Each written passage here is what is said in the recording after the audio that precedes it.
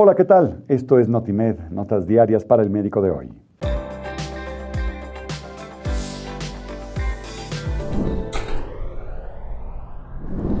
Como parte de la educación médica continua, realizaremos un bloque dividido en 5 partes dedicado al abordaje profundo de la neumonitis por hipersensibilidad.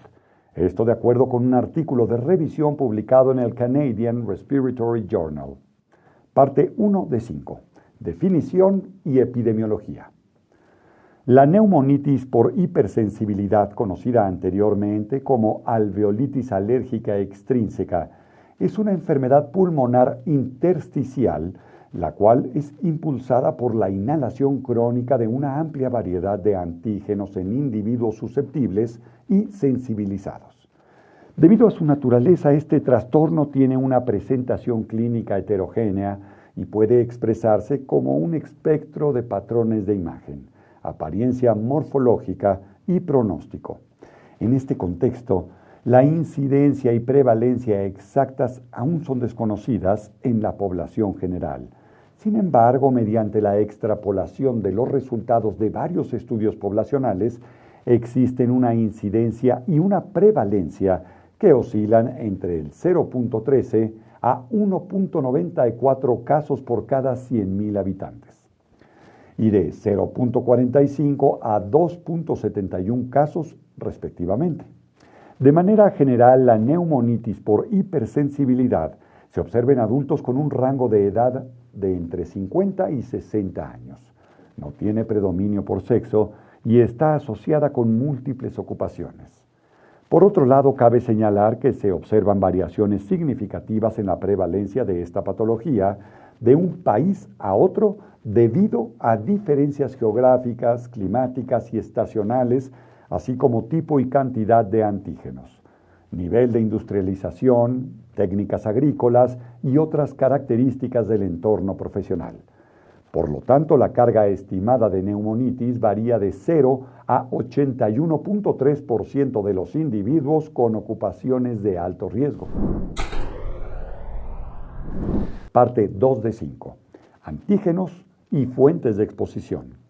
En términos generales, un antígeno es cualquier sustancia que puede interactuar con los distintos componentes del sistema inmunológico, pero no necesariamente induce una respuesta inmunitaria específica. En cuanto a la neumonitis por hipersensibilidad, los antígenos que la desencadenan son diversos. Incluyen los de origen orgánico como proteínas animales y vegetales, bacterias y hongos, así como agentes inorgánicos como metales y sustancias químicas. Dada la persistencia de estos antígenos, la neumonitis puede comenzar en cualquier entorno, laboral, doméstico y recreativo. No obstante, 1 de cada 5 casos tiene un origen ocupacional.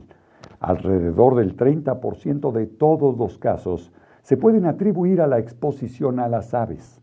Por otro lado, se han registrado más casos de exposición a diversas especies de bacterias, microbacterias y hongos procedentes de agua contaminada en aerosol, en actividades como operación de maquinaria, uso de humidificadores, planchas de vapor, aparatos de aire acondicionado, entre otros. Además del lugar de trabajo, el entorno doméstico puede ser una fuente importante de sensibilización, procedente de edredones de plumas, alfombras, viviendas y baños con moho, así como aire acondicionado de automóviles. Entre los agentes causales más frecuentes se incluyen especies de Aspergillus, Penicillium y Cephalotrichum, además de Botrytis cinerea y Thermoactinomyces vulgaris. Parte 3 de 5. Presentación clínica. Tradicionalmente, la neumonitis por hipersensibilidad se clasificaba en formas aguda, subaguda y crónica, con base en la duración de los síntomas. No obstante, los criterios para definir estas formas eran muy equívocos y no lograban demostrar una asociación con el pronóstico. Dado que el resultado de esta patología está determinado directamente por la presencia de fibrosis, 2 directrices recientes la han clasificado en no fibrótica y fibrótica. dos fenotipos que varían desde la inflamación pura hasta una combinación de inflamación con fibrosis en diversos grados de extensión. Por su parte, la presentación clínica es heterogénea y en su mayoría inespecífica. En las exposiciones antigénicas de alto grado, los síntomas suelen comenzar después de 6 a 8 horas y se resuelve a las 24 o 48 horas de la interrupción del contacto. Las manifestaciones clínicas pueden incluir el inicio agudo o insidioso de tos productiva, disnea y fatiga, a menudo asociadas con un síndrome intermitente similar a la gripe, el cual incluye fiebre, escalofríos, malestar, tos, opresión torácica, disnea y cefalea. Por el contrario, la exposición de bajo grado se manifiesta clínicamente como una enfermedad insidiosa sin episodios agudos aparentes. En algunos casos puede observarse disnea progresiva, tos, fatiga, malestar y o pérdida de peso. Cabe señalar que la correlación con la jornada laboral podría estar ausente. El resultado es una enfermedad fibrótica en etapa terminal con un mal pronóstico. Es posible que se produzcan exacerbaciones a pesar de evitar el antígeno. Parte 4 de 5. Criterios diagnósticos. Existe una gran incertidumbre a la hora de establecer el diagnóstico de neumonitis por hipersensibilidad, ya que actualmente no existe una prueba diagnóstica de referencia. Por lo tanto, se requieren de múltiples parámetros para tal fin, como las características clínicas, la identificación de la exposición, imágenes sugestivas en tomografía computarizada de alta resolución, pruebas de función pulmonar y linfocitosis en lavado broncoalveolar. Las directrices disponibles concuerdan que los casos sospechosos deben discutirse en un equipo multidisciplinario que decidirá la necesidad de una biopsia pulmonar quirúrgica. Los antecedentes laborales y de exposición son determinantes para el diagnóstico. Varias medidas podrían contribuir a aumentar la probabilidad de identificarlas, como una historia ambiental completa, evaluación del entorno laboral y concientización de los trabajadores sobre el mismo.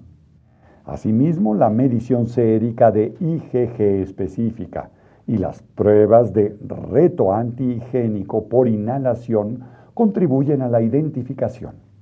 Por su parte, el lavado broncoalveolar tiene una utilidad para diferenciar entre las distintas enfermedades intersticiales pulmonares. Por otro lado, la tomografía de alta resolución de tórax es una prueba fundamental para el diagnóstico de esta patología. Habitualmente hay signos de lesiones parenquimatosas que se caracterizan por opacidades en vidrio esmerilado y atenuación en mosaico, así como nódulos centrolobulillares mal definidos y atrapamiento aéreo. Finalmente, las pruebas de función pulmonar son parte de la valoración obligatoria de un paciente con neumonitis por hipersensibilidad y son herramientas que permiten evaluar la gravedad, predecir el resultado y hacer un seguimiento de la progresión. Parte 5 de 5. Tratamiento y pronóstico. Actualmente no existe un consenso sobre el abordaje terapéutico de la neumonitis por hipersensibilidad con base en su fisiopatología, la evitación del antígeno y el uso de glucocorticoides u otros fármacos inmunomoduladores constituyen la base para su manejo terapéutico. Al mismo tiempo, los agentes antifibróticos muestran resultados prometedores en el fenotipo fibrótico progresivo. Otra opción designada para la enfermedad avanzada es el trasplante de pulmón. En los casos con fenotipo no fibrótico, el régimen terapéutico consiste en prednisona a dosis calculada con respecto al peso del paciente, en un periodo de 1 o 2 semanas, seguido de una reducción gradual hasta una dosis de mantenimiento estándar. En los casos de fenotipo fibrótico, la dosis inicial empírica se mantendrá durante 4 a 8 semanas y se reducirá paulatinamente hasta la dosis eficaz más baja. En determinadas circunstancias, Una transición más temprana a agentes ahorradores de esteroides podría ser una alternativa razonable. Por último, la evolución de esta enfermedad puede verse influida por un gran número de factores como los datos demográficos, la exposición a antígenos, evolución de la enfermedad, estado de tabaquismo, comorbilidades, genética y algunos datos clínicos. Sin embargo, el impacto de dichos factores en un paciente determinado aún es desconocido. Por lo tanto, cada individuo debe considerarse como una unidad que incluya el impacto de las patologías subyacentes, lo cual mejorará la evaluación del pronóstico y la calidad de vida. Esto fue Notimed. Conozca la plataforma Conectimed, donde encontrará artículos científicos, algoritmos, noticias, entrevistas, webinars y mucho más. Regístrese sin costo. Nos vemos la próxima emisión.